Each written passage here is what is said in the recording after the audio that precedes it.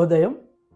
క్రీస్తునందు ప్రియమైన విశ్వాసులారా, మన రక్షకుడైన యేసుక్రీస్తు యొక్క పరిశుద్ధ నామములో మీ అందరికీ ఉదయకాల శుభాలు తెలియజేస్తున్నాను.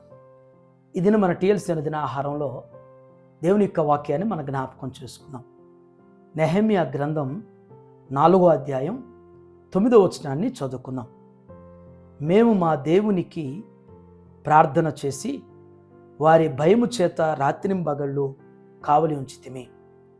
దేవుని బిడ్డలారా, ఉదయకాల సమయంలో రెండు శ్రేష్టమైనటువంటి తలంపుల ద్వారా దేవుడు మనతో మాట్లాడుతున్నారు.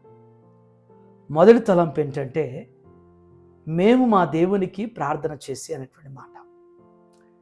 దేవుని బిడ్డలారా, దేవుడు ఈ భూమి మీద ఉన్నటువంటి మనందరికీ అనుగ్రహించినటువంటి ఒక ఆయుధం, ఒక అస్త్రం ఏంటంటే ప్రార్థన అనేటువంటి, ప్రేయర్ అనేటువంటి వెపన్. ఈ ఆయుధం మన దగ్గర ఉంటే అక్షయ పాత్ర మన దగ్గర ఉన్నట్టే. ఈ ప్రార్థన అంటే ప్రభుతో మనం సంభాషించటం, ప్రభుతో ముఖాముఖిగా మనం మాట్లాడుకోవటానికి ప్రార్థన అనేటువంటిది ఒక సోపానం లాంటిది. ప్రార్థన ఉంటే మనం ఈ ఒడ్డు నుంచి ఆ ఒడ్డుకు చేరటానికి బ్రిడ్జి ఎలాగ ఉపయోగపడిద్దో, ప్రభు దగ్గర నుంచి మనకి రావటానికి మేళ్ళు, మన దగ్గర నుంచి విజ్ఞాపన ఆయన దగ్గరికి వెళ్ళటానికి ప్రేయర్ అనేటువంటిది ఒక బ్రిడ్జి లాంటినటువంటిది అని మనం గ్రహించాలి. ఈ ఉదయం నీవెంత ప్రార్థన చేస్తే అన్ని కార్యాలు నీ జీవితంలో చూస్తావు.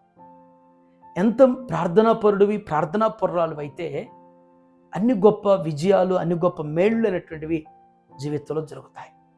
రెండవ తలంపు, వారి భయము చేత రాత్రింబగళ్ళు కావలి ఉంచితిమి అంటున్నారు. ఆనాడు ప్రాకారం కట్టుతున్నటువంటి సన్నివేశంలో జరిగినటువంటి సందర్భం ఇది. వారు దేవునికి అప్పగించారు, వారు దేవునికి ప్రార్థన చేశారు. ఇక మా పని అయిపోయింది, మేము ప్రార్థన చేసాం, నీకు అప్పగించేసాం, ఇక నీ చిత్తమే అని చెప్పి వదిలిపెట్టలేదు. రాత్రింబగళ్ళు వారు కావలి ఉంచారు. ఎందుకంటే దేవుని బిడ్డలారా, మన దేవుడు, మన వాళ్ళు కూడా ఒక సామెత చెప్తే, అడగంది అమ్మాయిని అన్నం పెట్టదు అని.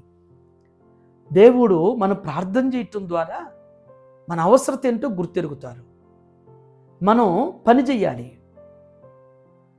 ప్రయత్నం చేయాలి. ప్రయాస అనేటువంటిది ప్రభు చూస్తాడు. నేను పని చేయను, నేను ప్రయత్నం చేయను, నేను ప్రయాసపడను, కేవలం ప్రార్థన మాత్రమే చేస్తానంటే అది ఎలాగా? నువ్వు చేసే పనిలో దేవుడు ఖచ్చితంగా నిన్ను ఆశీర్వదిస్తాడు.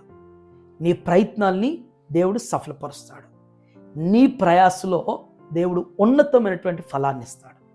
కాబట్టే వారి ప్రాకారం కట్టుచున్నప్పుడు వారు ప్రార్థన చేసి దేవునికి అప్పగించినా కానీ ప్రాకారం చుట్టూ శత్రువులు వచ్చి పడవేయకుండా కావలి వారిని కాపలా ఉంచారు.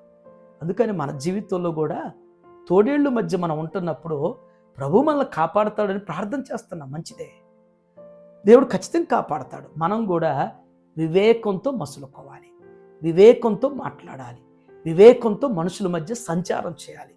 అంతేగాని నేను ప్రార్థన చేశాను, దేవుడు నాతో ఉంటాడు, దేవుడు నా పక్షాన ఉంటాడు అని చెప్పేసి నీవు ఉండిపోతే ఎలాగా?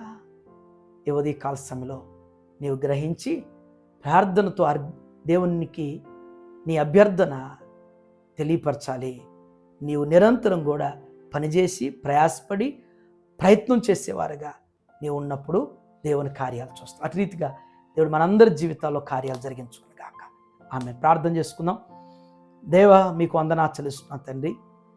ఆనాటి యొక్క సన్నివేశాన్ని ప్రభు నేటి కాల పరిస్థితులను బట్టి మీరు మాకు జ్ఞాపకం చేసినందుకు వందనాలు. దేవా, ప్రార్థన అనేటువంటిది మీరు మాకు అనుగ్రహించిన ఆయుధం, అస్త్రమైనది ప్రభు.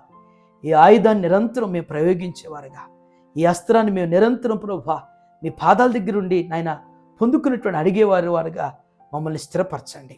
ప్రార్థన అనేటువంటిది నాయన నది ఈ ఒడ్డు నుంచి ఆ ఒడ్డుకున్నటువంటి నిచ్చిన ఒక బ్రిడ్జ్ లాంటిది నా తండ్రి. మా జీవితంలో ప్రభు మా అభ్యర్థన మీకు తెలియపరచడానికి, మీ మేళ్ళు మేము పొందుకోవటానికి మాకు ఒకే ఒక అస్త్రం, ఆయుధం మీరు అనుగ్రహించినటువంటిది ఈ ప్రార్థన అనేటువంటిది. మేము నిరంతరం ప్రార్థించేవారుగా నాయన, ప్రార్థన ద్వారా పొందుకునేవారుగా, ప్రార్థన చేసేటువంటి ఆత్మీయ స్థితిని నిరంతరం మాకు అనుగ్రహించండి అయ్యా. కేవలం దేవా మాటలు చెప్పేవారుగా మాత్రం కాకుండా కేవలం ఆశించేవారుగా కాకుండా ప్రార్థించేటువంటి విశ్వాసులుగా స్థిరపరచండి. వారు ప్రార్థించడం మాత్రమే కాదు కానీ ప్రభువా, వారు రాత్రింబగళ్ళు వివేకంతో మెళకువగలిగి కావలు కాసుకుని కాపాడుకుంటారు.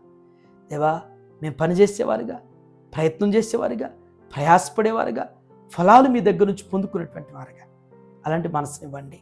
కష్టపడేటువంటి తత్వం, దేవా, శ్రమపడేటువంటి తత్వం, అయ్యా, ప్రయత్నం చేసేటువంటి మనసును మేము కలిగి ఉంటూ సహాయం చేయమని ఈ ఉదయం నేను టీఎల్సిన అనుదినాహారం చూస్తున్న ప్రతి బిడ్డను, ప్రతి కుటుంబాన్ని కూడా మీరు జ్ఞాపకం చేసుకుని అయ్యా, నామకార్థంగా నులివెచ్చనగా అయ్యా మరి సోమరితనం కాకుండా నా తండ్రి ప్రత్యేకమైన రీతిలో మీరు బలపరిచి మీ కార్యం జరిగించమని యేసు నామములో ఈ ప్రార్థన మీకు సమర్పించున్నాను తండ్రి. Amen. God bless you all.